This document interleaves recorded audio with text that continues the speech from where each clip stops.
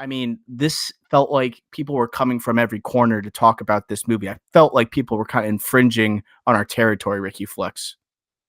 But that's what Happy Gilmore does. It brings everyone together because everyone acknowledges how good the first one is, or at least how watchable at minimum the first one is. This one is polarizing. You're getting some people saying that it's better than the first one, which those people I don't even regard. I throw them in the trash. Like those reviews in the trash. But some people are saying that, oh, like this is really good. And then you have some people saying this is the worst movie they've ever seen. I lean towards it's not good, but I did enjoy myself for like an hour. I Mhm. did. And I like they basically tried to redo Happy Gilmore and the nostalgia play, the paying homage to the first one. They did a great job doing that. The nostalgia really worked for me. And maybe because Happy Gilmore is one of those old school comedies that we're missing nowadays. And also is one of the most quotable and memorable, not just comedies, but movies of all time. And it's right in our wheelhouse. Maybe that's why I loved it so much, or at least I liked the first hour a lot. But it wasn't like it was a great movie. I just really enjoyed myself. Is this going to be a movie I rewatch? Because I guess just said Happy Gilmore, one of the most rewatchable movies of all time. This one, definitely not, not at all. But I did again on the first watch. I kind of was like, wow, this could have been a lot worse with like over 70 cameos. Again, just rehashing a storyline with kids, older actors, like so many opportunities could have gone wrong in the first hour, and it was pretty good. I think that the cameos were a huge question mark for this movie. We talked about it. Like, it's going to feel like that's the most like Netflix movie thing it's going to feel about it. It's just like we're pummeling all this money into it. We want to get as many stars there. We want to attract the biggest audience so people can just turn it on at home and turn their brain off and be like, oh, it's Travis Kelce. Oh, it's Bad Bunny, you know? Or if you're a golf fan, oh, it's John Daly. I think some of the cameos really did work, you know? And that's where I was satisfied. I wouldn't say the cameos hit more than not because there's over 70 cameos in this movie, but I want to go through some of the ones that were good. Like John Daly, I think was good in this movie, and he had to do actual acting, and he had a good amount of screen time. You know, John Daly literally a part of like the family. He felt more a part of like Sandman's family, Happy's family, than like his kids did. He was getting more lines and more screen time than they did. And he's living in the garage. He has good comedic timing, you know, plays into like the persona of John Daly. Thought he was good. Another one that wasn't really a cameo, but very good. I told you, Bad Bunny. Bad Bunny is a funny guy. He was good in this movie, you know? I think he took on the mantle of the caddy, and he honestly probably a better, funnier character than what we got in the original Happy Gilmore. Yes, that character had its moments, and he's picking up the coin off of as a ball marker off the ground and everything. Yeah. But Bad Bunny had a little bit more to do, and I think he did it pretty well. I think some people didn't even know that was Bad Bunny. They watched it and they're like, they found the caddy hilarious and they thought he was just like an actor and they know it's probably someone famous because of all the cameos, but he was pretty damn good.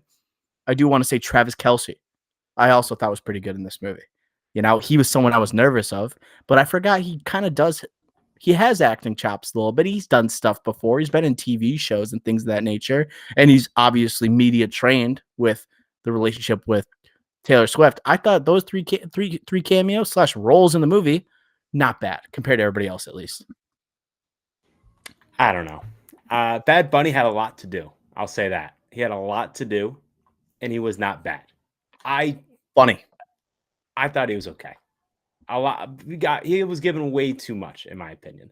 And Travis Kelsey, I thought was hit or miss.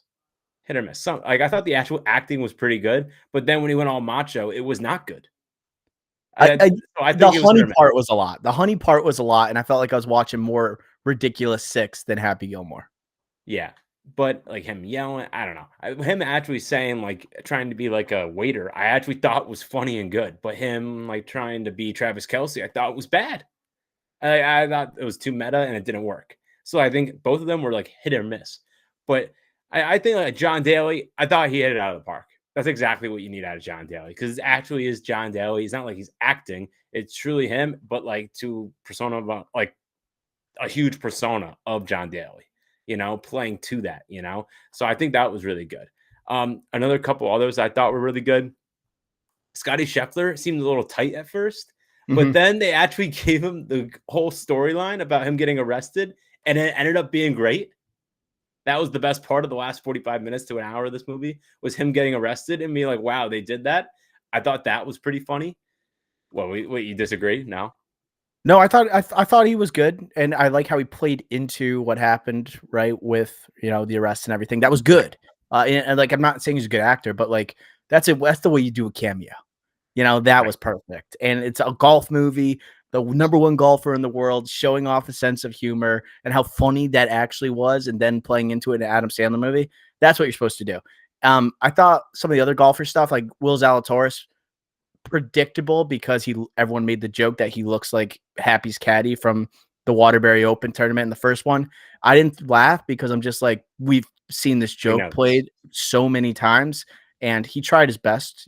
I thought Xander Schauffele, funny. Xander Schauffele when he was doing "That's What She Said" joke, and then Colin Morikawa comes in and nails the "That's What She Said" joke. Funny bit. All the other like golfers out. Like I don't like those guys. I think actually made me chuckle a bit. Everybody else, get out of here. I think all the other cameos, get out of here, really. But um, what I really was disappointed with is like the OG replacements were so fucking bad.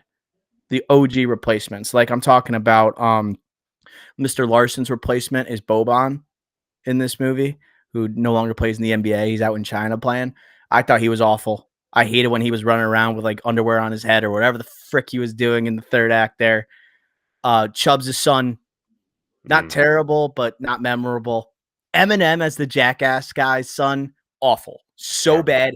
I would say that was the number 1 worst cameo. And it was so try hard to have Eminem in there. And he's so try hard acting in that moment. Just let Eminem show up as Eminem. Don't have him actually play a character. That was the worst. That was really bad. God, what are some of the bad ones? You want to hear a hot take? In the first one, we said, wow, Vern Lundquist, maybe the greatest movie sports call of all time. He might have had the worst movie sports call of all time in this one. Holy bad. So bad in this. Mm-hmm. Terrible. That was really disappointing. Um, Reggie Bush is randomly in this, by the way. Weird. I knew it immediately though. I'm like, that's Reggie I Bush. was like, Like why is I didn't Reggie have to think Bush about getting him. a cameo? What is that? I was like, why was Reggie Bush getting a cameo? I don't know. He doesn't even have like status right now. Like no one cares about Reggie Bush. Like how but he might have asked to be in this movie. It was so weird. A couple others that were hit or miss. I thought Kevin Nealon becoming like the in person like interviewer, perfect. That Yes, that was was good. actually really Realistic. smart, realistic, but also smart. So that was really good. He dropped the psycho. Yep, had to have the psycho in there.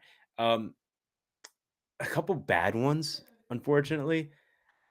I thought Stephen A. Smith went way overboard. Hated it. Electric chair? That was so Like, dumb. really dumb, way over the top.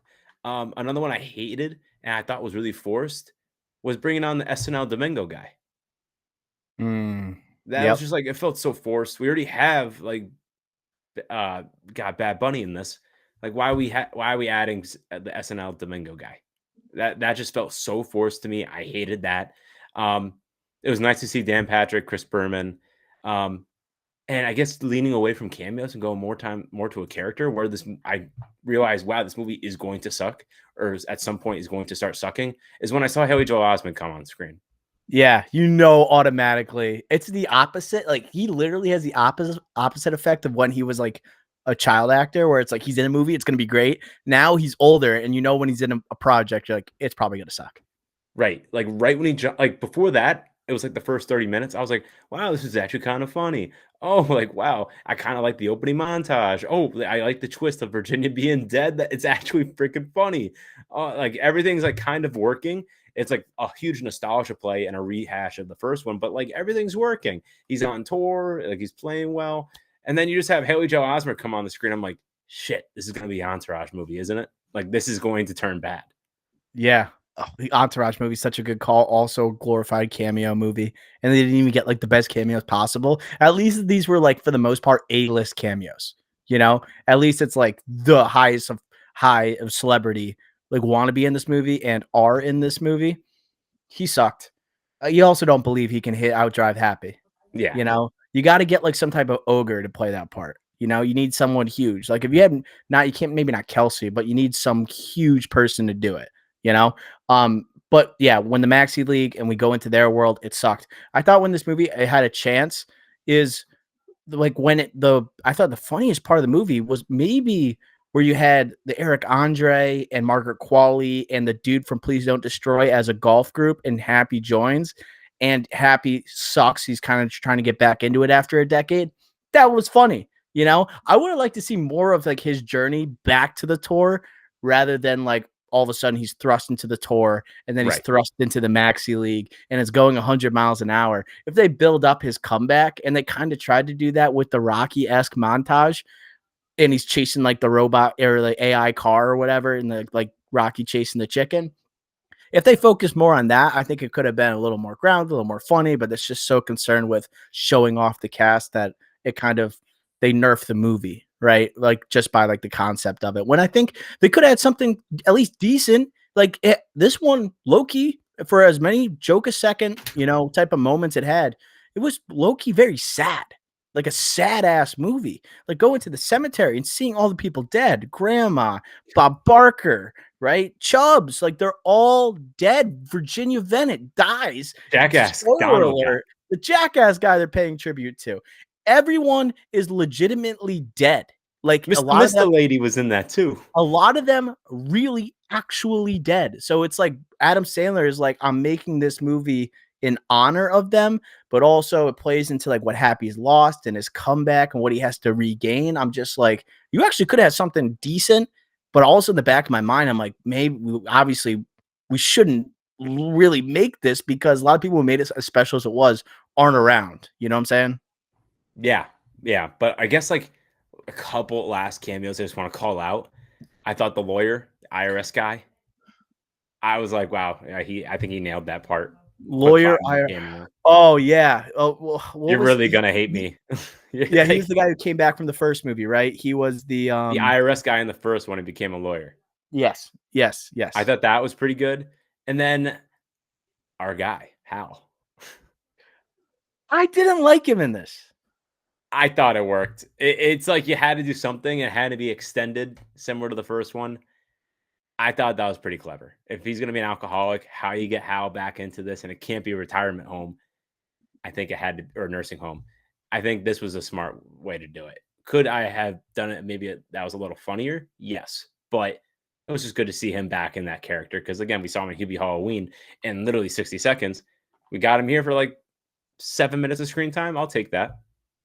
Yeah. Yeah, I didn't like him. I just didn't find him funny at all. Like it doesn't hit the same nearly like the first movie. True. It shoehorned into this movie, you know, trying to figure out something for Happy. Almost like why the hell? Like you have to write something for him just to be in here. Doesn't feel natural at all. And like Ben Stiller just seems like he's trying so hard to conjure up the magic of the first movie. Well, the first one, like the best part is that you didn't know it was Ben Stiller. Like personally, I didn't. Like I didn't know who Ben Stiller was when I first saw this movie. I'm like, oh, like this guy is electric. Now that you know it's Ben Stiller and you know like he's done all these projects, he's a pretty damn good director and actor. It's like this isn't actually who you are. You know, it just doesn't hit the same. Any other thoughts on Happy Gilmore before we fire off some scores? God, like I think for me, this is a streaming movie. So okay.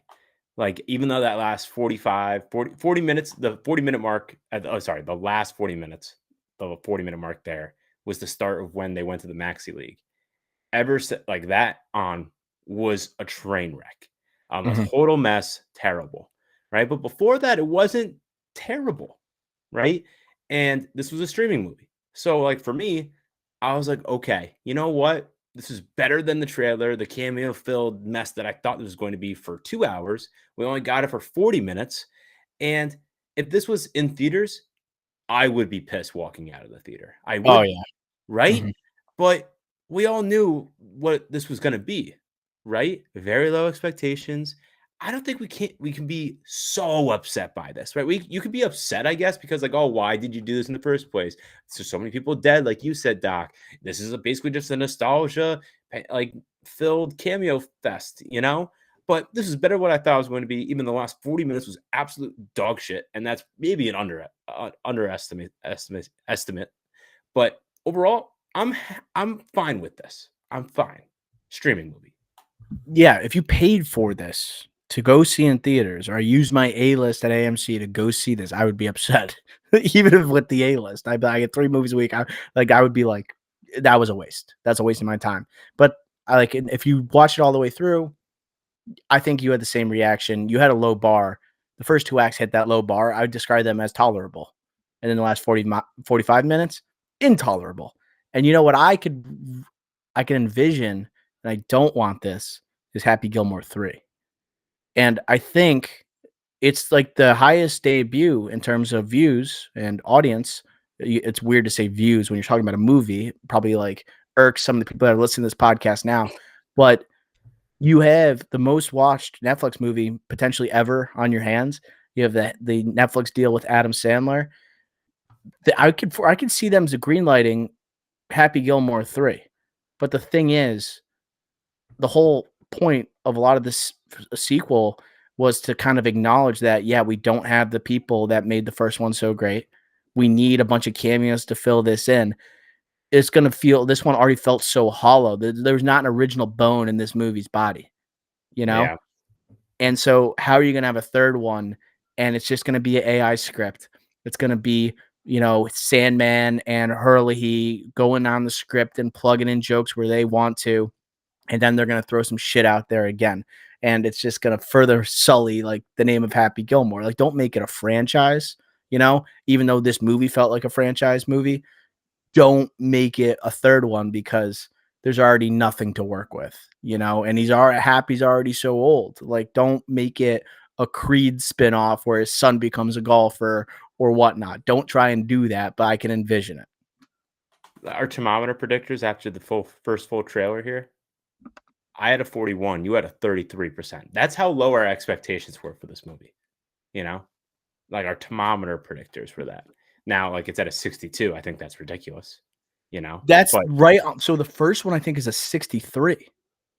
yeah, this was at a 65 last Thursday, Friday. So this has gone down a little bit, and it was at one point above the first one, which It's is insane. unfair. That's unfair, though. Like, the expectations are so different. Everyone had such a low bar for this movie. I don't think anyone had any type of expectations for the first one in So was Billy 1996. Madison. Yeah, but it's not 20 years. We know how legacy sequels work. We know how streaming movies work. We knew like what the movie we were getting, and when it was better than what people thought was going to be trash, they give it a positive review, hence a more positive score on Rotten Tomatoes. Like, I'm not going to give this a good score. Like, I'm not going to be someone that's associated with that 62% that like the movie, but I feel like other people are more forgiving than us, or me at least. Yeah, I agree with that. I think this one had a easier pass rate, a higher or a lower pass rate. The first one's like, oh, like you're going off of like the 80s or 70s, 80s comedies. It's new, like Adam Sandler, quote unquote, was fired from SNL. Billy Madison, like as much as that movie's so freaking funny, that ages better than when it first came out. Happy Gilmore was like, oh, it's coming after Billy Madison. That was like, oh, it was funny, but like still, like Chris Farley, also fired from SNL, was in that. Like just a bunch of like weird factors going in the mid 90s with Adam Sandler before he went on like at the beginning of his crazy run in the mid to late 90s. Okay. Scores. What do you give Happy Gilmore to? 39. Okay, I'm a 35. That does it for a review of Happy Gilmore 2.